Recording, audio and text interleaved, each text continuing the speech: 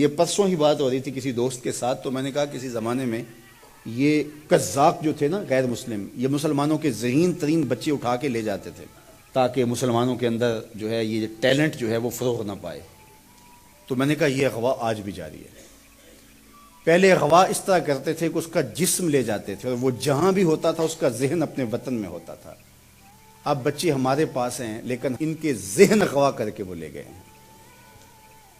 یہ دور موجود کا سوشل میڈیا اور اس کے اوپر پھیلی ہوئی بے حیائی اور مغربی تہذیب و تمدن کا فروغ، بچے کھانا ہم دیتے ہیں، کھلاتے ہم ہیں، پلاتے ہم ہیں، لیکن یہ ہمارے نہیں ہیں، یہ اچک کے لے گئے ہمارے بچوں کو، ہماری گودیں بھانج ہو گئی ہیں، یہ ہماری فکر کے ہیں ہی نہیں ہیں۔ لیکن افسوس یہ ہے کہ آج رہنمایان قوم، آج جو ہے وہ مدرسین، آج ٹیچرز، آج معلمین اور آج کا میڈیا بالکل ان چیزوں سے بے خبر ہے کہ ہمارے ساتھ کیا ہوا اور کیا ہونے جا رہا ہے، اور ہم اللہ سے امید کا چراغ بجھنے نہیں دے رہے، لیکن جو موجودہ نظم ہے اس وقت جو ہمارے ساتھ ہو رہا ہے تو ہم گڑھے کی طرف جا رہے ہیں اور گرنے کی طرف جا رہے ہیں۔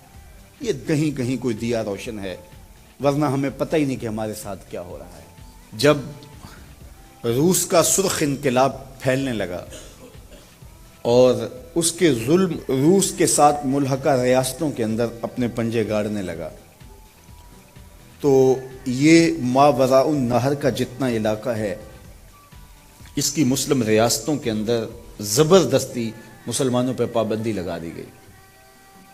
وہ مسلمانوں والے نام بھی نہیں رکھ سکتے تھے، مسجدوں کو تالے لگا دیے گئے اور قرآن مجید چھین لیے گئے، اور قرآن مجید چھاپنا ممنوع قرار پایا گیا، قرآن مجید اپنے گھر میں رکھنا ممنوع قرار پایا گیا، حتیٰ کہ سکولوں کے اندر کاغذ کے ایک ٹکڑے کے اوپر اللہ جل شانہ کا مبارک نام لکھ کر کے زمین پہ پھینک دیا جاتا، اور اگر کوئی بچہ اس کو ادب سے اٹھا لیتا تو وہ جان لیتے کہ ان کے گھر میں قرآن کی تعلیم موجود ہے، تو پھر اس گھر کو نیست و نابود کر دیا جاتا۔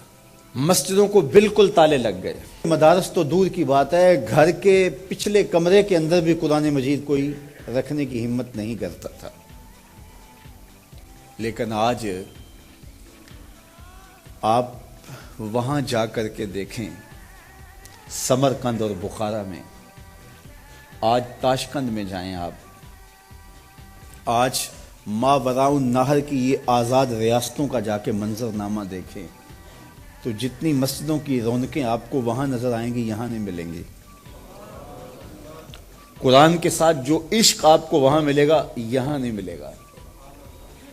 یار ان کے گھروں سے تو قرآن کے نسخے چھین لیے گئے، ان کے اہل علم کاٹ دیے گئے، ان کی مذہبی شناخت بھی لے لی گئی، ان کے نام بھی جو ہے وہ ختم کر دیے گئے، مسجدوں کو تالے لگا دیے گئے، مدارس دینیہ کا وجود کل عدم ہوا۔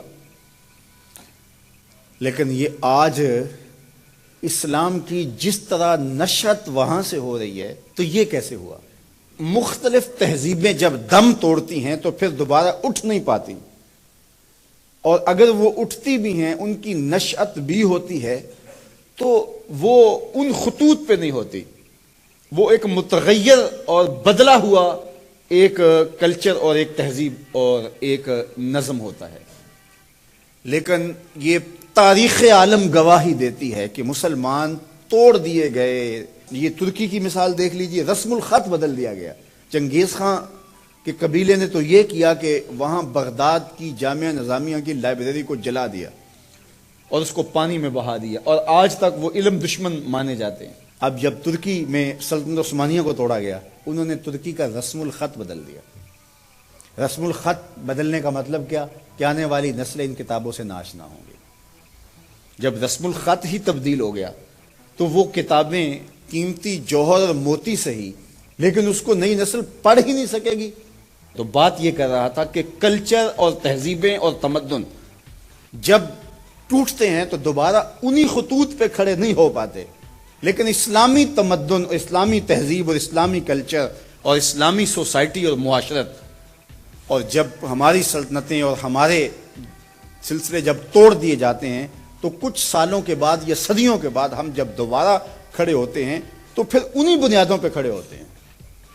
ये वजह क्या है? इसकी एक वजह है और वो वजह है कुरान मजीद। क्योंकि हमारी थ्योरी गैर मुतबद्दल है, ये बात ज़हन में रखिएगा। जब थ्योरी एक हो तो